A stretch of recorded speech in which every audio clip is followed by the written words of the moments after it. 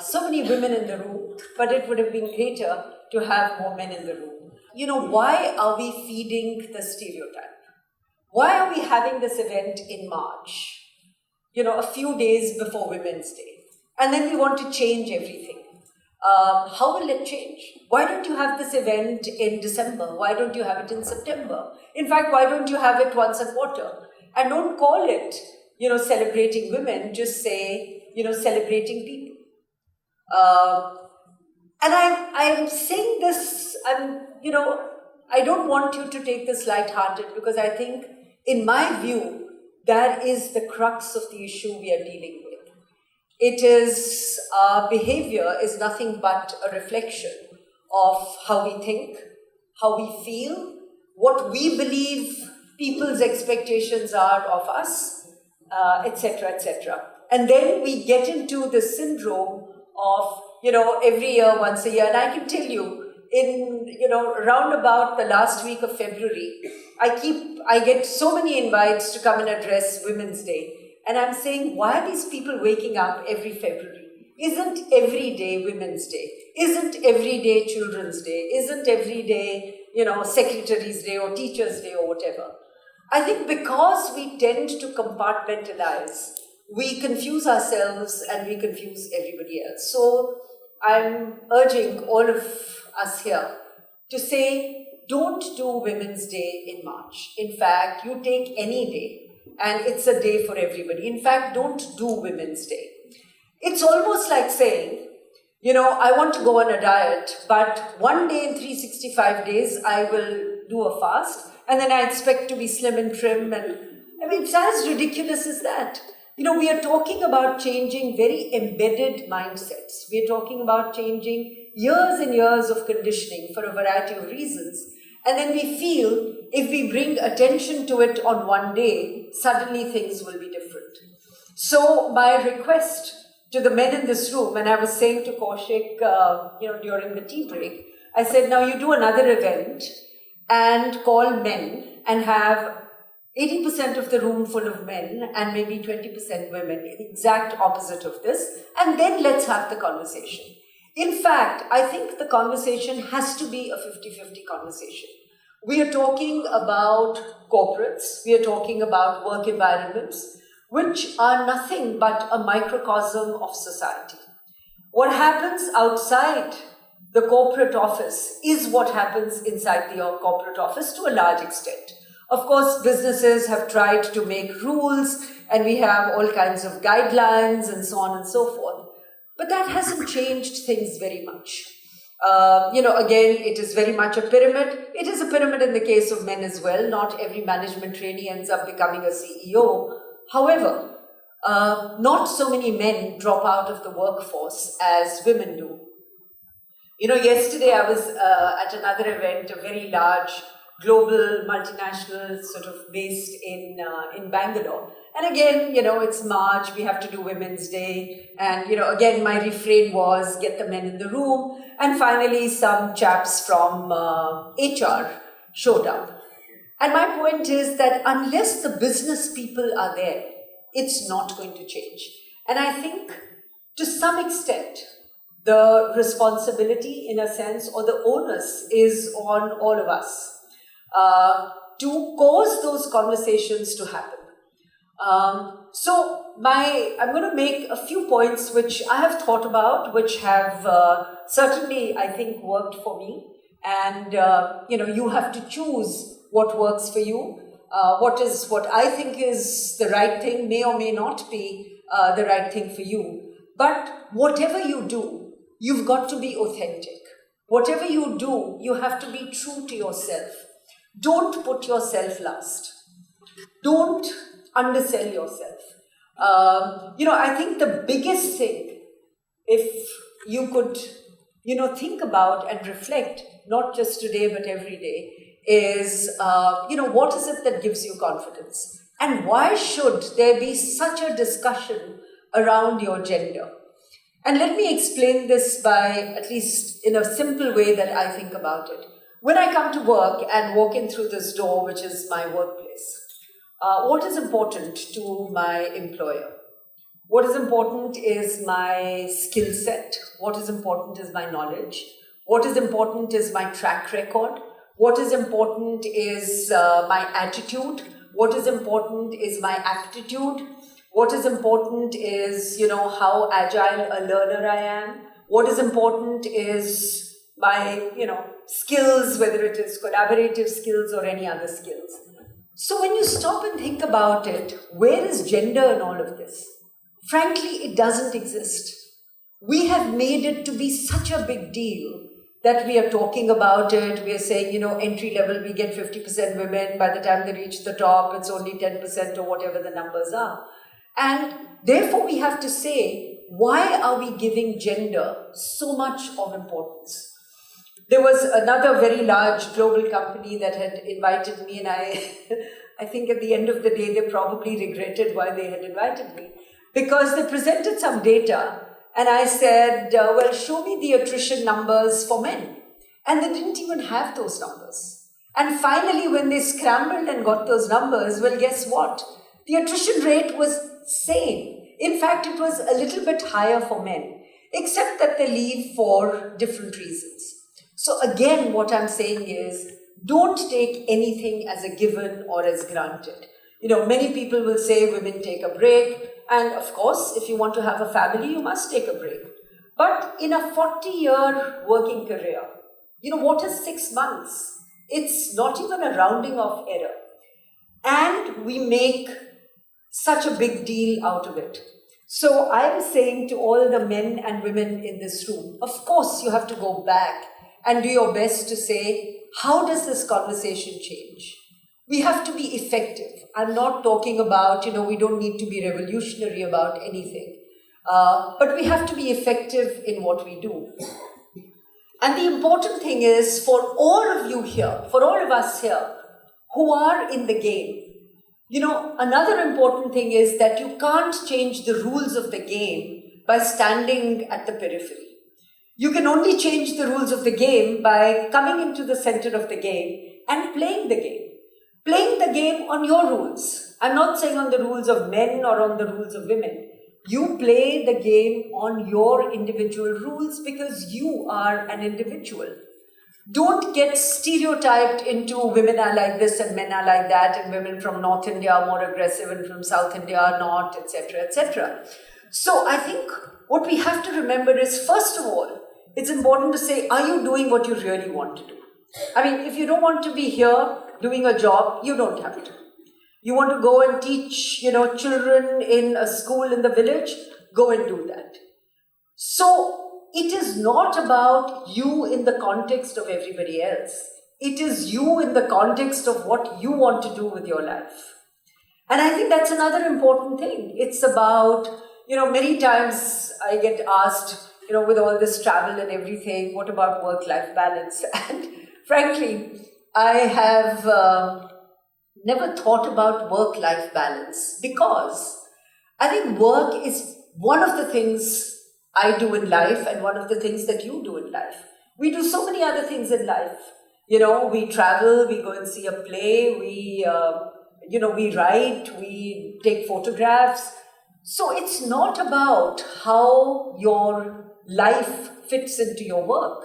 It is about how your work fits into your life. And I think that's another very big difference. And we don't have to be, number one in everything that we're doing. Again, yesterday, in the question answer session, somebody said, but don't you think women are special? We wake up, we make sure the kids go to school, we do this. And I'm sitting and saying, why does that make you special? You're just taking the role of 5 people, and to please yourself, you're saying, I'm very special because, I can drop the kids to school, I can pick up groceries on the way, I can go and do a great presentation to my client, I can come home and have, wonderful food on the table. I don't think those are the issues we need to be concerned about. I think the most important thing each one of us has to answer for ourselves is, are you doing what you really want to do? And if the answer to that is yes, it doesn't matter what you're doing. It doesn't matter to me, frankly, whether you're working 9 to 5 or 5 to 9 or what you're doing. The most important thing is, are you doing what you really want to do? And are you doing it on your terms and not on anyone else's terms? I've also been in the corporate world long enough, not just in India, but I've had the opportunity actually to live and work in 6 different countries on 5 continents. I travel a lot, I continue to travel. And it's not as though, we are that different. Of course, there are countries in Scandinavia and other countries which are far ahead when it comes to equality and diversity and so on. But I think I would not be wrong when I said that it is a universal phenomena where, the Catalyst in the USA and various other bodies elsewhere are still talking about the representation of women. If we can get it up to 30%, well, wouldn't that be great? And I think that is a question that certainly corporates need to answer, but that is also a question that all of us need to create the answer to. That is also a question that has to be answered by the ecosystem. And, I keep thinking that, where is that catalyst going to come from? And, we certainly need more Renaissance men. We need more dangal dads, who will stand up for, for their daughters or for their sisters or their spouses. And that is the only way in which we will make what we are doing equal. So my invitation to all of you is that think about what is it that is making you accept the status quo. Why are we not challenging enough? Now, again, by that I don't mean that we have to suddenly go and start demanding things, etc. The word I would use is effective. I think there is a realization, certainly more and more companies are talking about it, that gender diversity is important. But more important than gender diversity is diversity of thinking, diversity of perspective. What is the point of having senior people who can't think out of the box? And we keep saying we've got to think out of the box. And very often I used to say, but I don't even see the box. So the analogy I would use is, it's a wonderful analogy which I read somewhere. Somebody asked Amelia Earhart, what is it that she loves about flying? And I think her answer is, for me, sums up a lot of what we're talking about in terms of mental model. She said, when you're in an aircraft up there, what you see are horizons, you don't see boundaries. Okay? I think we have to stop and think.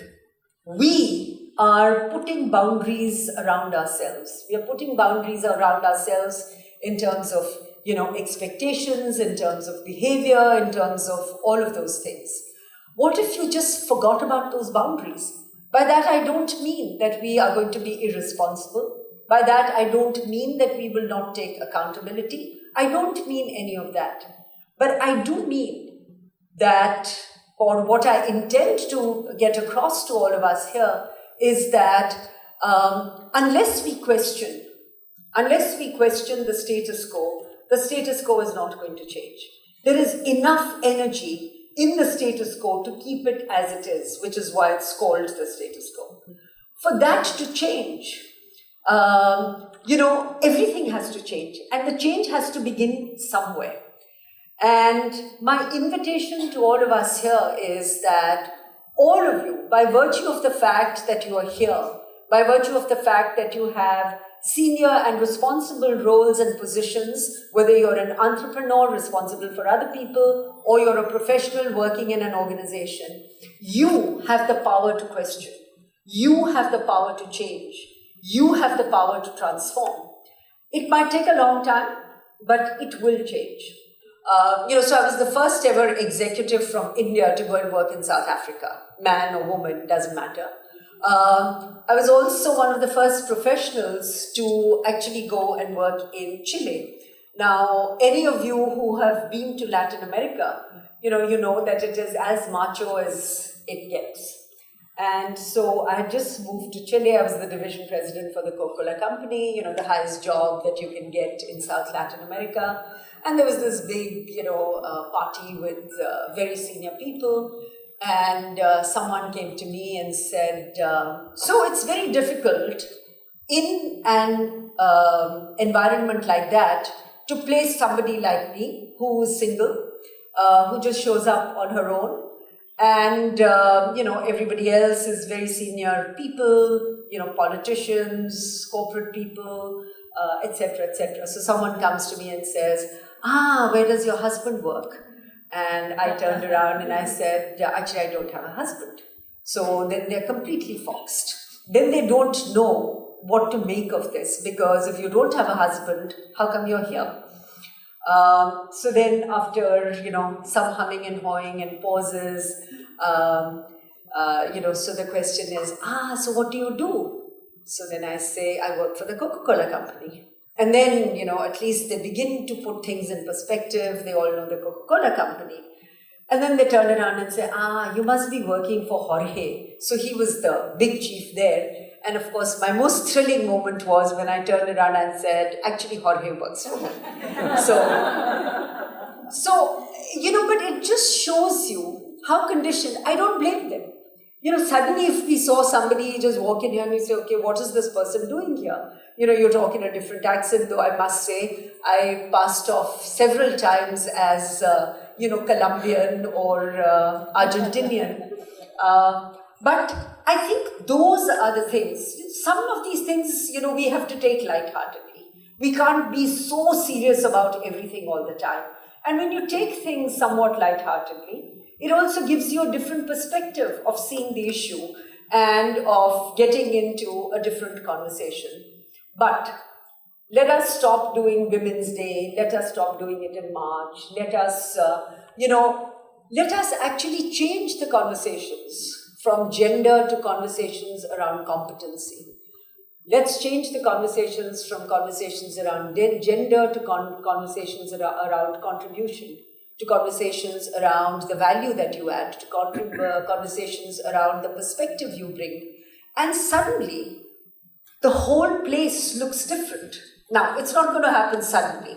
You have to work at it. And hopefully, each of you in your organizations will have people, men especially, at senior levels, who will work with you to bring about that change.